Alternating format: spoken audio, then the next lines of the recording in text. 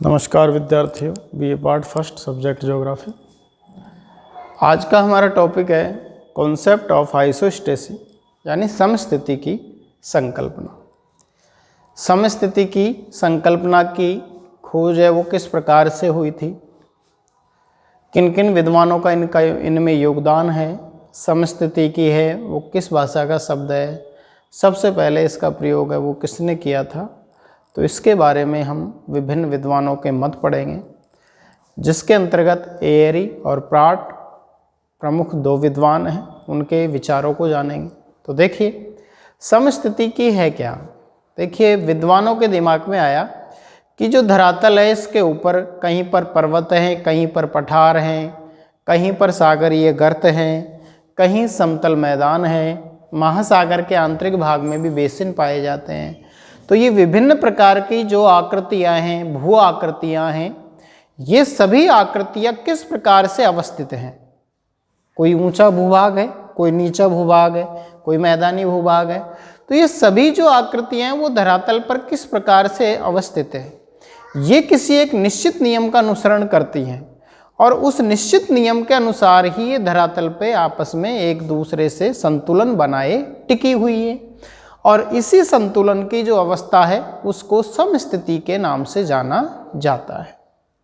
ठीक है कि जो प्रथम, द्वितीयक और तृतीयक श्रेणी के जो भूआकार हैं, इन भूआकारों में भौतिक अथवा यांत्रिक स्थिरता की दशा को ही समस्थिति के नाम से जाना जाता है। अब हम बात करते हैं कि देखिए जो आइसोस्टेसी है, ये आइसोस्टेसी ये एक ग्रीक भाषा का शब्द है जो आइसोस्टेसियस से बना हुआ है, जिसका अर्थ है एनइक्विपोसिया, अर्थात एक समान खड़ा होना। एक समान खड़ा होने का मतलब है जो धरातल पे विभिन्न भू आकार हैं वो एक साथ किस प्रकार से खड़े हुए हैं और अपने आप को संतुलित बनाए हुए हैं। इसके बाद हम इसके विभिन्न विद्वानों के अनुसार समस्थिति की दी गई परिभाषाओं के बारे में पढ़ेंगे। फिर समस्थिति की खोज के बारे में जानेंगे कि 1735 में जो पियरे बोगर थे, उन्होंने एंडीज पर्वत का जब जो चिम्ब्रा जो ज्वालामुखी पर्वत है उसका सर्वेक्षण किया था, तो उन्होंने उसके अंतर्गत पाया था कि जो एंडीज पर्वत है वो अपनी कम आकर्षण शक्ति का प्रयोग है वो कर रहा है। इसके बाद आपका जो जॉर्ज एवरेस्ट है, उन्होंने भारत के जो सिंधु गंगा के मैदान हैं उनका अक्षांशीय निर्धारण करने के लिए त्रिभुजीकरण और खगोलीय दोनों विधियों से जब अक्षांशों का माप लिया था तो ये पाया था कि वो पेंडुलम को कम आकर्षित कर रही है, और उन दोनों विधियों से आने वाले परिणाम में इन्होंने अंतर पाया।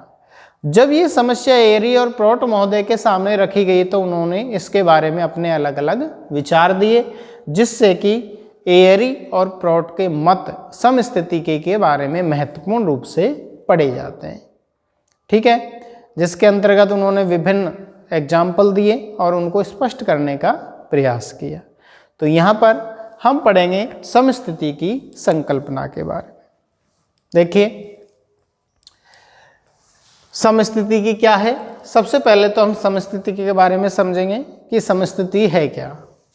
तो देखिए भूपटल पर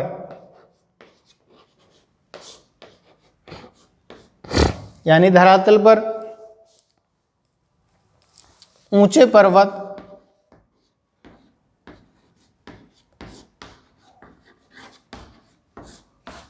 विषम पठार,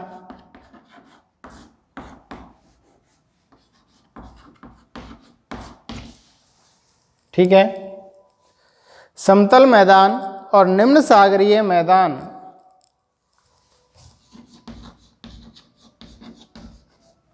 समतल मैदान और निम्न सागरीय बेसिन, सागर के आंतरिक भाग में तो निम्न सागरीय बेसिन आदि विभिन्न भू आकृतियां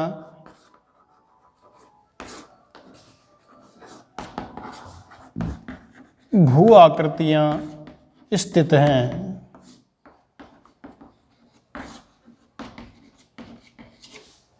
कहीं पर ऊंचे ऊंचे पर्वत हैं, कहीं पर विषम पठार है, कहीं पर समतल मैदान है, कहीं पर निम्न सागरीय बेसिन है। तो ये सभी भू आकृतियां हैं वो धरातल के ऊपर स्थित हैं। अब ये कह रहा है कि ये सभी जो भू आकृतियां हैं, ये सभी भू आकृतियां या भूमि की आकृतियां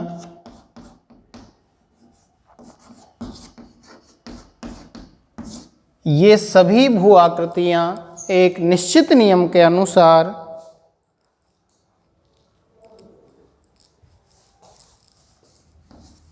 एक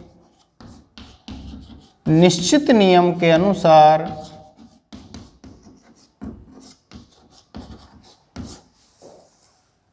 एक निश्चित नियम के अनुसार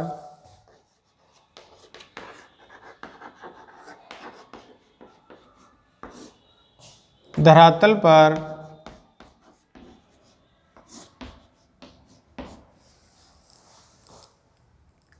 संतुलित अवस्था में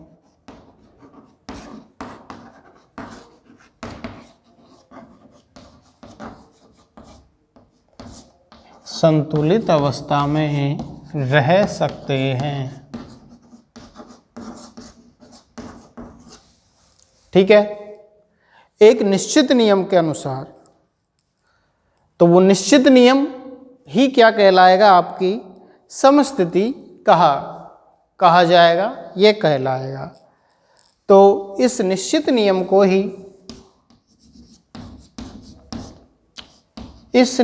ही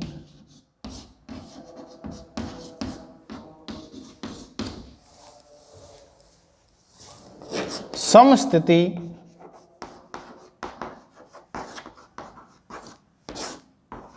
कहते हैं। कि भाई जिस नियम के अनुसार धरातल के ऊपर ये सभी भूआकार एक निश्चित ऊंचाई में अवस्थित हैं, तो वो नियम ही क्या है, समस्थिति की है, आइसोस्टेसी है।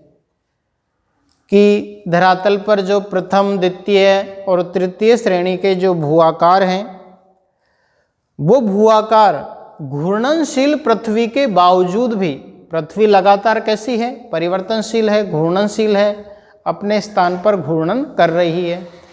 तो उस घूर्णनशील पृथ्वी के बावजूद भी एक समान स्थिति में या स्थिरता में ये पाए जाते हैं। तो ये एक निश्चित नियम के अनुसार ही अवस्थित हो सकते हैं, और उसी नियम को क्या कहा गया, इसी नियम को समस्थिति के नाम से जाना गया।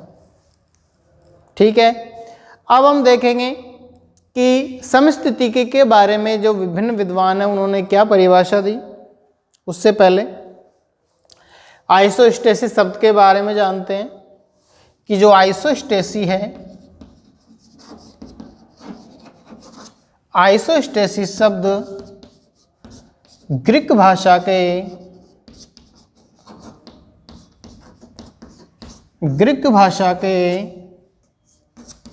आइसोस्टेसियस से बना है।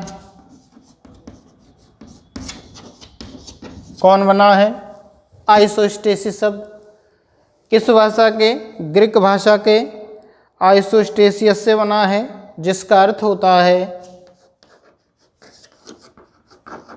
जिसका अर्थ एन इक्वी पोसिया, ग्रीक भाषा में एन इक्वी पोसिया, एन इक्वी पोसिया।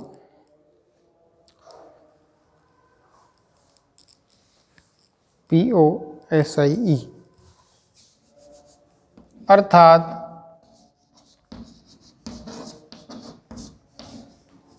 अर्थात एक समान खड़े होना।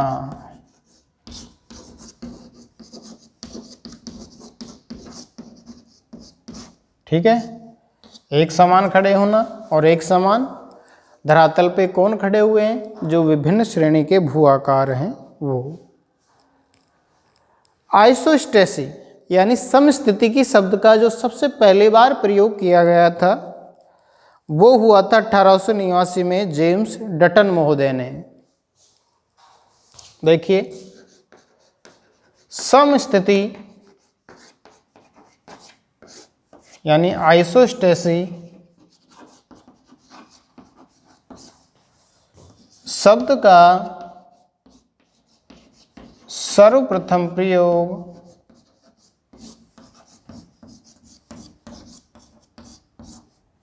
1889 में जेम्स डटन महोदय ने, ठीक है, 1889 में जेम्स डटन महोदय ने किया।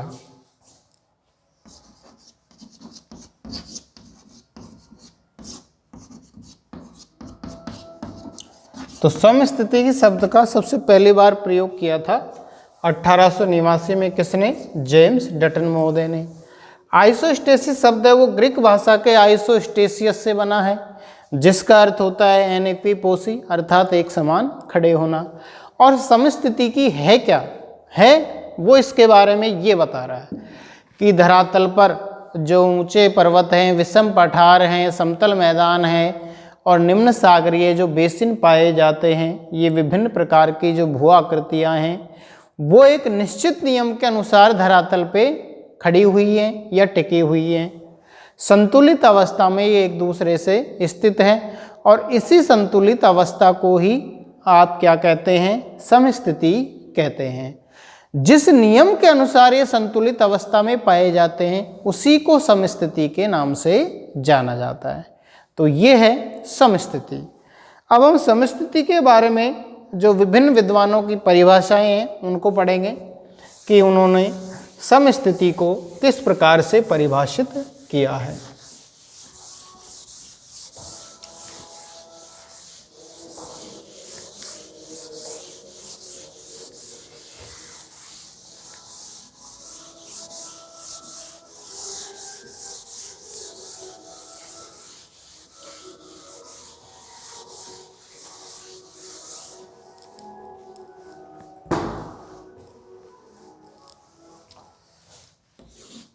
तो समस्थिति की परिभाषाएं,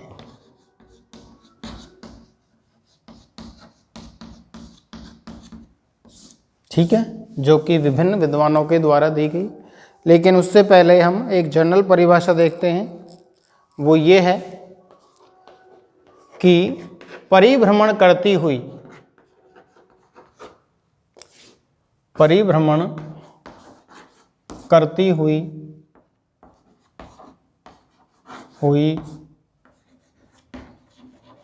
पृथ्वी के ऊपर स्थित ऊंचे क्षेत्रों, पृथ्वी के ऊपर स्थित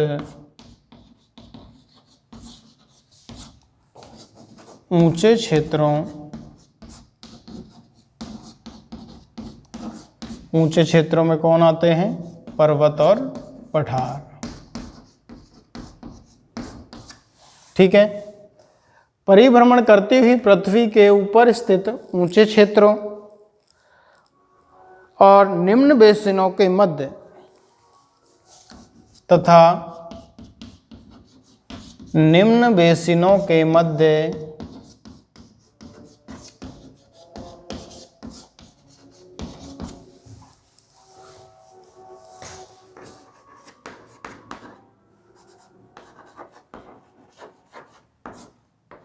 भौतिक व यांत्रिक स्थिरता की दशा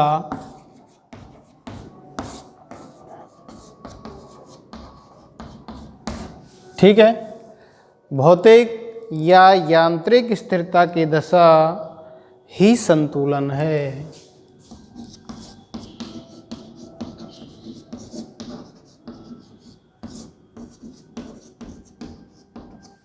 ठीक है, तो ये जनरल परिभाषा आई कि परिभ्रमण करती हुई पृथ्वी के ऊपर स्थित ऊंचे क्षेत्रों यानी पर्वत पठार और निम्न बेसिनों का तात्पर्य यहाँ पर है जो गहरे मैदानी भूभाग हैं, जैसे महासागरीय बेसिन। ठीक है, तो ऊंचे उठे क्षेत्रों और निम्न बेसिनों के मध्य जो भौतिक और यांत्रिक स्थिरता की दशा पाई जाती है वो ही क्या है, संतुलन है, संतुलन की अवस्था है। इसके बाद आर्थर होम्स ने अपने अनुसार इसकी परिभाषा दी। आर्थर होम्स के अनुसार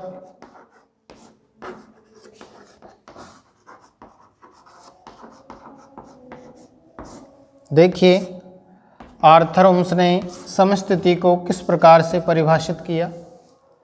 तो आर्थर होम्स ने कहा था कि समस्थिति संतुलन की वह दशा है जो भूपटल के ऊपर समस्थिति संतुलन की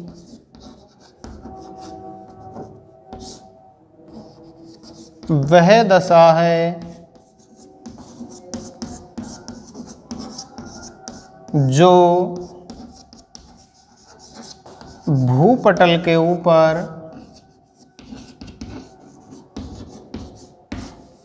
ठीक है, जो भूपटल के ऊपर विस्तृत विभिन्न ऊंचाई वाले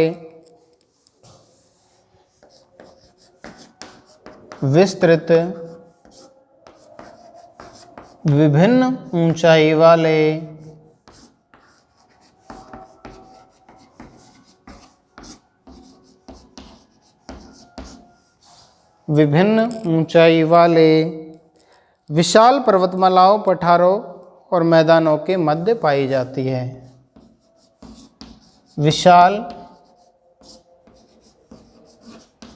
पर्वतमालाओं,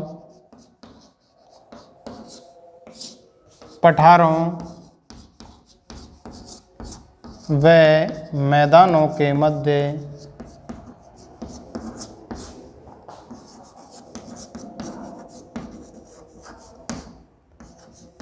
पाई जाती है।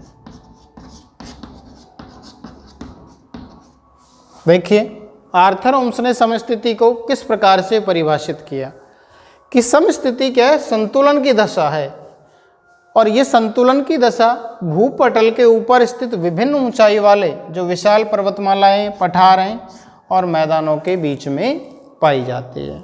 तो समस्थिति संतुलन की एक दशा है जो धरातल के ऊपर विभिन्न ऊंचाई वाले पर्वत, पठार और मैदानों के बीच में पाई जाती है। अगली परिभाषा है स्टीयर्स की, J.E. स्टीयर्स।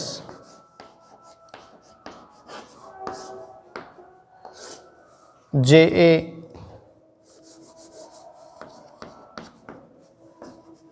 के अनुसार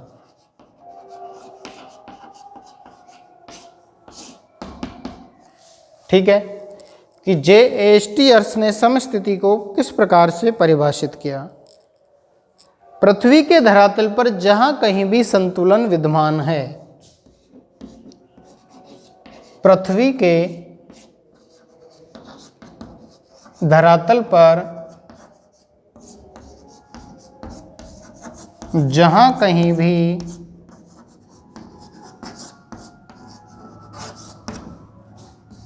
संतुलन विद्यमान है,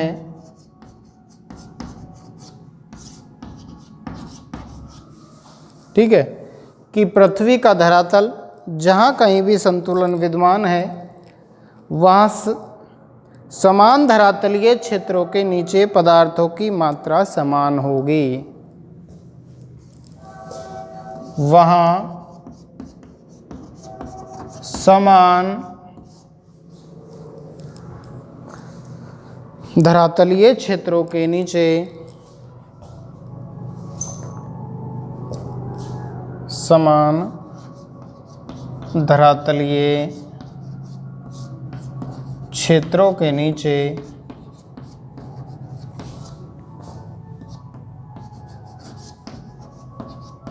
पदार्थों की मात्रा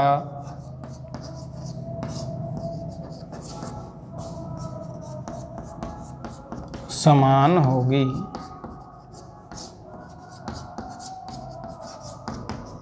तो ये परिभाषा दी जे स्टीयर्स ने कि पृथ्वी के धरातल पर यदि जहाँ कहीं भी संतुलन है, समस्थिति है, तो वहाँ पर जो समान धरातलीय क्षेत्र हैं उनके नीचे पदार्थों की जो मात्रा है वो कैसी होगी? समान होगी।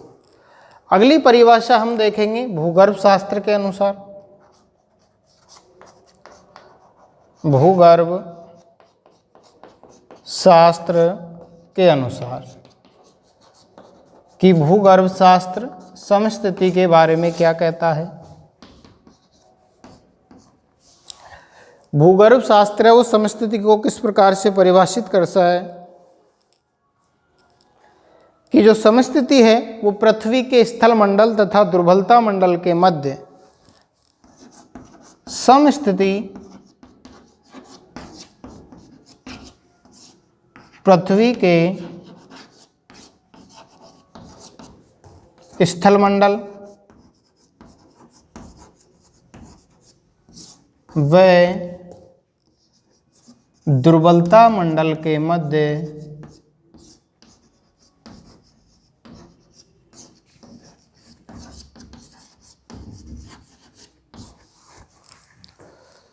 स्थल मंडल और दुर्बलता मंडल इनके मध्य गुरुत्वाकर्षण संतुलन है।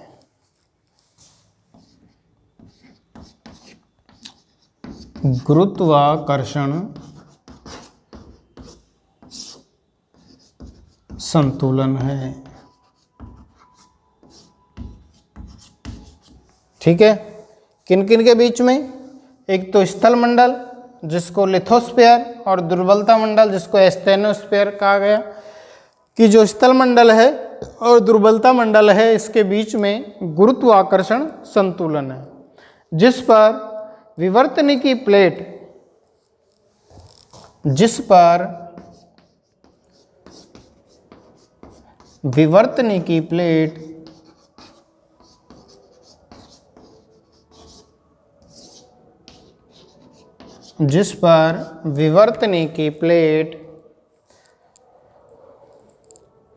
अपनी मोटाई तथा घनत्व के आधार पर अपनी मोटाई तथा घनत्व के आधार पर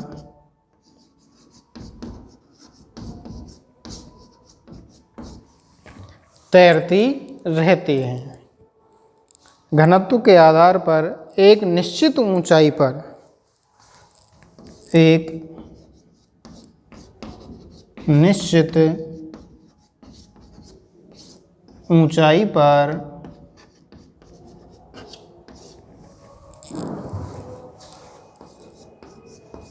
तैरती रहती हैं।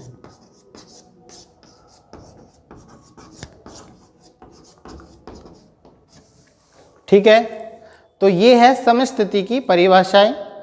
जनरल परिभाषा आई कि परिभ्रमण करती हुई पृथ्वी के ऊपर स्थित जो ऊंचे क्षेत्र हैं और निम्न बेसिन हैं उनके बीच में भौतिक और यांत्रिक स्थिरता की दशा है वो संतुलन है। आर्थर होम्स ने कहा था कि समस्थिति संतुलन की वह दशा है जो भूपटल के ऊपर विभिन्न ऊंचाई वाले विशाल पर्वत पठारों और मैदानों के बीच में पाई जाती है। जे स्टीयर्स ने क्या कहा कि पृथ्वी के धरातल पर जहाँ कहीं भी संतुलन यदि है तो वहाँ पर समान धरातलीय क्षेत्रों के नीचे पदार्थों की मात्रा क्या होगी? समान होगी। ठीक है, इसी प्रकार से भूगर्भ शास्त्र के अनुसार समस्थिति क्या है कि जो आपका स्थल मंडल है और दुर्बलता मंडल है इन दोनों के बीच में गुरुत्वाकर्षण संतुलन है। क्या? समस्थिति किसके बीच में? स्थल मंडल और दुर्बलता मंडल के बीच में। इसको लिथोस्फीयर स्थल मंडल को और इसको एस्थेनोस्फीयर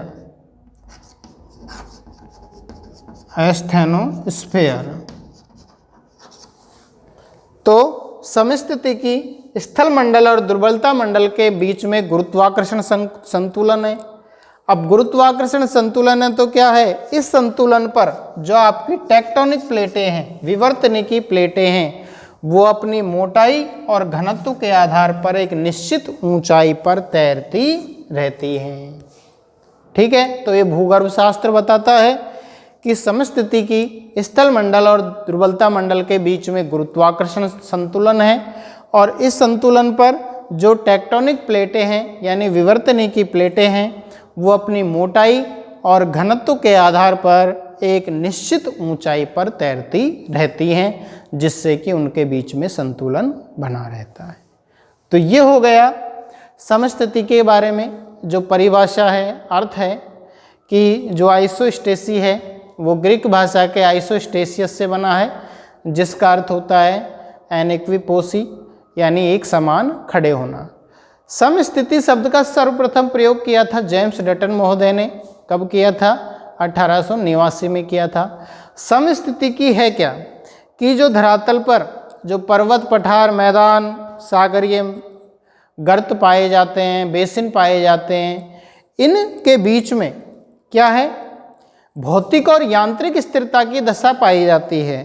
यानी कि ये सभी भू आकार एक निश्चित नियम के अनुसार एक दूसरे से संतुलित अवस्था में टिके हुए हैं, और उस नियम को ही समस्थितिकी के नाम से जाना जाता है। इसके बाद हम नेक्स्ट जो क्लास है उसके अंतर्गत समस्थिति की खोज के बारे में पढ़ेंगे कि जो समस्थिति का जो सिद्धांत है, संकल्पना है, इसकी खोज कैसे हुई थी।